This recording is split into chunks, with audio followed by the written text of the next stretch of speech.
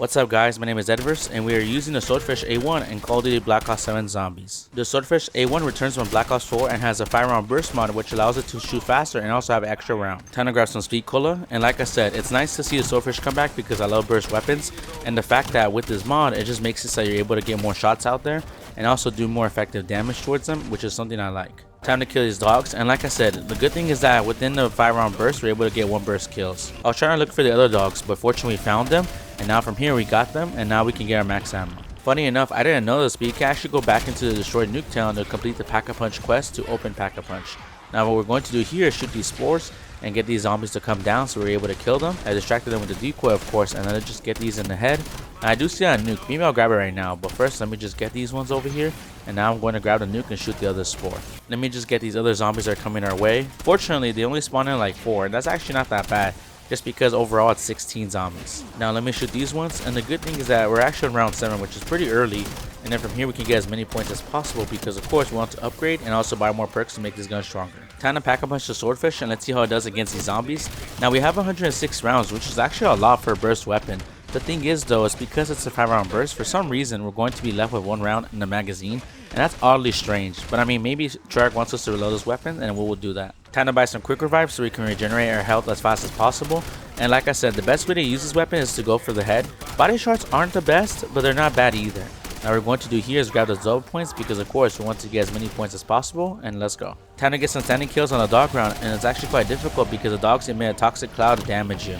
Time to kill the zombies, and let's try to get the blue rarity which we have, and now let me just reposition myself so I can get some more. Now that we have repositioned ourselves, let's just get some more zombie kills, and like I said, I need some Juggernaut, double tap, and dead shot because of course we only have a few more perks. Now what we're going to do is see what we get. We got some monkeys and also Wisp Tea, which is going to be our little friendly companion that can help us. Now let me just find the rest of these dogs, and so far we got our max ammo and I'm loving that. Let's go. Time to get some Juggernaut, and I've noticed that although the perks are in different locations every game, for some reason they have a consistency of where they spawn. For example, Juggernaut in the middle or in the house, or other perks such as Peachy, Flop, or Bean in the same positions as Juggernaut. It's actually quite interesting honestly. This corner of the map isn't that bad. Honestly, the zombies only come from the front, and so far it's actually quite of a success. Now we got some extra points. Of course, who can't forget the Mimic? Fortunately for us, because we have Brain Rot on our weapon, it takes only 2-round bursts to kill them. Now we're going to do here is kill the zombies, and let's activate our Brain Rot. Now we're going to do here is of course moving over here, and like I said, I like training outside of the houses in the backyard just because you have so much space to work with. Time to get some elemental pop so I can activate Brain Rot. Now the good thing is that you can actually put it on the Mimic and it can act as a friendly companion. Now let me just get that insta kill. Come on zombies, get out of the way. Now we're going to do here, just keep on shooting, and the good thing is that you can actually hip fire with this weapon because of the fact that it's easier to kill these zombies. I love when Treyarch brings back classic weapons to this game, for example the Swordfish, or your weapons like the M81, the Cordite, or any other weapons like the Rampart, or just so many weapons in this game that have also been included in many other games, and I just want that to continue. Because of course you want to have as many new weapons, but it's also good to have some classic weapons return, and I just feel like I love that, and it also makes for an engaging and also a fun experience. Time to kill some dogs on top of this truck, and did you guys know that this is actually the first Nuketown that you can actually finally get on these vehicles? And I just love that just because it's a small enclosed space, and I want to show you guys the full potential of being on here and also being able to kill zombies quickly. And from here we got our max ammo. Let's continue. Did you guys know that M1911 is returning to Black Ops 7 Zombies? Yup, that's right. The M1911, the classic sidearm pistol, is coming back, and it's also going to be explosive when upgraded, and I just love that. Also, it comes with a fully automatic attachment as the Prestige attachment, which is going to make it shoot much faster. And imagine that with the Kimbo, doing so much damage, and of course against the bosses, zombies, and other enemies. And man, that's going to be quite amazing. A conversion kit that will be coming to this game is also the Warden, which will be turned into a revolver. Could you imagine that? The marksman rifle that will be turned into a revolver, and also it can be a Kimbo. That's going to be crazy overpowered, and I hope that once I test it out, it's something that I will recommend to you guys because of course any fun weapons will always be showcased on this channel, and especially revolver sniper, like that's crazy. Now what we're going to do here is shoot these zombies, and like I said, I always love fun and I always like to prioritize that over anything else, and that's good so far. Another melee weapon that's coming back to this game is the katana. Yep, that's right, Takio's katana, which is crazy to see. I mean honestly, it's nice to be able to use Takio finally with his katana, and I just feel like it's been a long time waiting. Now of course we have used it in other games, but finally being able to see it in its full form is quite amazing. Time to show you guys how good Pack-a-Punch 2 is on the Swordfish, and so far we're able to get 1 to 2 burst kills, which is actually pretty good on round 19. The good thing is that now we have dead shots, so we're able to get more critical headshot kills, and then having mule kicks we can get some more ammo. Let me just stay between the bus and the truck so I can get these zombies in a straight line. Throw of course my Semtexes, and just making sure I don't get stuck in corners, because if I do, that mimic can easily get us, and of course deactivate our grenades. Let's see how double tap does against these zombies and of course the mimic. And just being able to shoot the rounds faster and with less burst, so that it just makes it much more of a viable weapon than it already is. I mean, I like to test out weapons in its base form, such as the Swordfish. When you add Deadshot, double tap, or any type of damage perks, it just makes a huge difference, and it just creates this tension where like, oh, we're able to kill zombies much quicker and also have less problems. Now what we're going to do here is clear out this round and also keep on going. Time to train in Yellow House Backyard and also use Tesla Storm against the zombies and the mimic. And the good thing is that it's able to one-hit the mimic and also stun the zombies for a short period of time. I feel like Tesla Storm honestly is underrated, and I don't really see a lot of people run it. However, with the right augments and setup, which I will showcase later on in a different video, you'll see how much of a potential Tesla Storm has. Now what we're going to do here is of course finish off these zombies with a burst, just because Tesla Storm weakened them, and also made sure that we're able to get these zombies quick and easy. The mimic being the main elite enemy in Paradox Junction is quite interesting. I feel like I've noticed that every DLC 2 map ever since Cold War has had a mimic in some form in Treyarch Zombies games. And like I said, the mimic is okay, I don't mind it, but I can see why people don't like it. I just feel like it offers a fresh set of challenges, just because of course Nuketown is much more that chilling rest map that you could just go in and just play and also just enjoy. Now what we're going to do here is get these ones, and of course I don't want to die, so let me just get some stuff, reload, and let me just shoot this last zombie. Another good area to train in is also the Pack-a-Punch area, because it's a huge open space with few ways to get bothered. Now what we're going to do here is let's just get these ones, and of course I want to upgrade my weapon more and also its rarity. Is that an insta-kill? Let me grab that. Now I could just hip fire and also just one tap these zombies. Insta-kill, man, is such a savior, especially on certain weapons, but on this one it's amazing. I was expecting Hellhounds to be on this map, but honestly the Radhounds are not a bad addition, just because I feel like it reminds us of course Black Ops 4 with Alpha Omega, because in that map you had Nova Crawlers. Now of course on this map, now that you have Toxic, it's just going to be a very interesting element to play against. Now we're going to do of course is kill his Mimic or Brain Rot, because it's his weakness, and just keep on one bursting them. Time to use the Tomahawk against these zombies, and of course the good thing is that we can easily use them so we can speed up our progress. Let me just get the rest of these zombies, and I do see that insta-kill and nuke, and we'll get them right now, but let me just get these ones because of course they're getting quite annoying, but luckily we got them. Now we're going to get insta-kill nuke, and let's see what we do for the next round. Look at these dogs, they're so vicious, man. They actually run pretty fast. I feel like they should nerf them a little bit, but I can see why they would keep them that way, just because of course Black Ops 7 Zombies is a fast-paced game. Now I do see that full power, and I'll get it right now, but let me just make sure I don't get stuck in these corners. Use my Tesla Storm, and man, that makes a huge ass difference.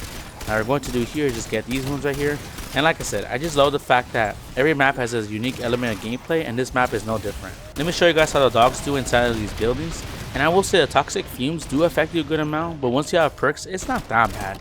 It's just that when you don't have armor, it does become more difficult to deal with. Now let me just make sure I can kill these ones, and man, that is so many dogs, but luckily we got our max ammo. Let's go. It's Pack-a-Punch 3 baby with the Swordfish, and let's see how it does. And so far it's able to carry on its own. Now I will say I do need to upgrade to the highest rarity, but so far with purple rarity is actually not that bad. Now we're going to do here is of course get those double points, just in case we want to get as many points as possible, because maybe I want to buy some equipment, or sometimes if I get down I can use it for perks. But I just like to have more points. I mean, anyone does, and so far we're doing good. Let's go. Time to use this monkey, and hopefully Mimic doesn't show up, because of course he just deactivated it, which kind of sucks. And that's one of the things that the Mimic does, is that anytime it's a equipment that you place down, you can easily just remove it off the map. Now we're going to do here is just kill these zombies. Now I do see that full power, so let me just try to wall jump right here and just making sure I can get them. And I also cleared that sword that was on the wall just by taking up the zombie souls, and now I got the full armor.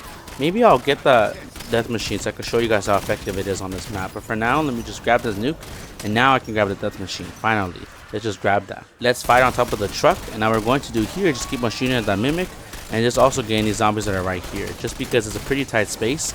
Now let me just use Tesla Storm so we can clear out these zombies and just keep on shooting them. Hopefully we don't get stuck, and unfortunately we got down, but we got our bonus points. Let's make sure we don't fall off, because of course when we do, sometimes we can get stuck. But from here, let's just keep on shooting, and I just love the fact that this gun has so much ammo, and it's also potential. Now we're going to do here, just keep on using Tomahawks, and what is that right there? Insta-kill? Dang, I'm trying to get that, but unfortunately the zombies got to me. And let me just hopeful that the Wisp Tea gets it, and it does, and we got the insta-kill. Time to kill this Mimic that's pretty aggressive. And like I said before, one thing that I was thinking about doing is that in the future, I want to start releasing videos on round 50 challenges in the starter room, because of course, eventually it will become available on Paradox Junction, and I want to do a series on that, along with other events. Now what we're going to do here is use a death machine and show you its full potential. And just having the stamina augment where you could just shoot while running is just actually pretty good. And like I said before, anything that is unique and special in this game I want to do a video on, because I feel like for you guys it's going to be something like, that's quite interesting, I love that. What I'm going to do here is just clear out the rest. Time to throw this monkey on the ground so we can distract the dogs, and man, there are so many of them, it's crazy. Now what we're going to do here is shoot them. Now I remember back then, past Zombies games, the monkey actually didn't distract the dogs for some reason. However, in these newer games, they do, which honestly, I feel like it's okay. Don't get me wrong, I don't mind the monkeys distracting them, but I like when they didn't. I got these zombies distracted along with the dog, but of course the mimic had to kill the show, but we got him. It's not a big deal. Now we're going to do here is just keep on moving around, and then from here just making sure we survive. One of the most important elements of burst weapons is having better aim walking movement speed. Don't get me wrong, overall movement speeds is pretty great. However, when you're using a burst weapon and holding down the trigger, you want to move while aiming down sights, because that's going to make a huge difference, and it's also going to impact how you play this game. Now what we're going to do here is of course kill these zombies in a group, and just making sure that we're over here and just not staying in areas where we can easily get killed. I've got that nuke, and let's go. Time to get some hipfire kills with the swordfish, and the good thing is that it comes with a free extended mag, so you don't have to actually apply a magazine, and it makes it so you can have a lot of ammo. The hipfire accuracy on this gun is actually pretty decent. Now of course you don't want to stay at far distances, however if you keep yourself up close and get critical shots to the head, you're able to kill them quite fast. And then from here, let's see what we get from the chest. Give us something well, let's see if we're gaining blessed. Now we got some pretty good stuff. We got depth perception and also equipment. Funny enough, I thought it wasn't equipment, but I meant legendary tool. Now what we're going to do here is use our Tesla storm, because of course we want to make sure we can stun these zombies. Now let me just try to go for them and just making sure just moving around slightly. Now what I will say is that PH2 Popper does help as an instance, because then we could just kill the zombies that are right in front of us. And especially on this map, I noticed that you get so many power-ups. Look at that, I got like 3 power-ups. That's insane. That's even our 4th power-up. Now that we're in the alleyway, let's just get these ones. And like I say, hipfire and aiming down sights, this weapon performs the same way. Now one thing that I will say for certain is that of course you want to make sure that you have your equipment, especially these monkeys, because man, they provide so much benefit, and also it makes it so you're able to kill them much easier. Now of course I've gotten so many insta kills, and honestly I've been so blessed. Now what we're going to do here is grab those bonus points and just get these ones that are around the corner, and just making sure that, you know, anything that comes my way I just grab and take the opportunity for. Those dub points, I love it. Now let me just get these ones, and then from here, where are the other ones? Ah, there they are. Now we can go. Time to exfil on Paradox Junction with the swordfish. Now let me just get rid of this mimic and the zombies around me, as well as the dog, and let's just wait for the other mimic. He does show up and he grabs us, because of course he can attack us from range. Now what we're going to do is keep on shooting at his mouth with the brain rot ammo mod. Let me throw this monkey. Hopefully he doesn't deactivate it, but unfortunately he does. Now let me just shoot at him, and hopefully we don't die here, because we don't have any more armor, and fortunately we were able to survive. Now what I'm going to do here is go inside the exfil, and I like it how it shows both of the twins. It's actually pretty cool. Now stick around and you will want to see something special. This is the best class setup for the Swordfish A1 marksman rifle. We're going to use lethal tools ELO, so we're able to see the zombies much quicker. For the muzzle, we're going to use the RO 5.56 brake so that we can have better recoil control. For the barrel, we're going to use the 15.9 Bowen Melville barrel so we can get better headshot damage. For the underbarrel, we're going to use the dark grip, which gives us better movement speeds. For the rear grip, we're going to use the R1 Splendor grip so we can get better aim down sight speeds. For the stock, we're going to use the Bosun light stock so we can get improvements to our aim walking movement speed. For the laser, we're going to use the 5MW Lockstep laser so we can do better hipfire to ADS accuracy. Lastly, for the fire mods, we're going to use the MFS Penta burst mod so we can get the 5-round burst with the magazine ammo capacity increase to 60 rounds and better fire rate. This has been a breakdown of the Swordfish A1 marksman rifle and Call of Duty Black Ops 7 Zombies. If you enjoyed this video, give it a like and subscribe, and we will see you on the next video.